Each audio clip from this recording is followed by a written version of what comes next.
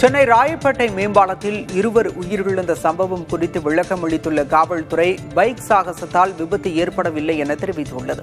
கடந்த 5ஆம் தேதி ராயப்பேட்டை மேம்பாலத்தில் இருசக்கர வாகனம் ஒன்று மற்றொரு இருசக்கர வாகனத்தில் மோதியதில் சையது சர்தார் பாஷா, குமரன் ஆகியோர் உயிரிழந்தனர். இதுகுறித்து விளக்கமளித்துள்ள காவல்துறை, சையது சர்தார் பாஷா தனது நண்பரின் இருசக்கர வாகனத்தை ஓட்டி பார்க்க சென்று அதனை அதிவேகமாக இயக்கியதால் விபத்து ஏற்பட்டதாக கூறியுள்ளது. பைக் சாகசமோ பந்தயமோ நடைபெறவில்லை என தெரிவித்துள்ளது. சென்னை ராயப்பேட்டை மேம்பால விபத்தில் உயிரிழந்த குமரன் என்பவரின் மனைவி தமது குடும்பத்துக்கு அரசு உதவ வேண்டும் என கேட்டுக் கொண்டுள்ளார். உயிரிழந்த குமரன் ராயப்பேட்டையில் வசித்து வந்தார். புதிய தலைமுறையிடம் பேசிய குமரன் மனைவி ராஜவேணி, கணவர் இல்லாத நிலையில் எதிர்காலத்தை நினைத்து கவலை கொண்டுள்ளதாக கூறினார்.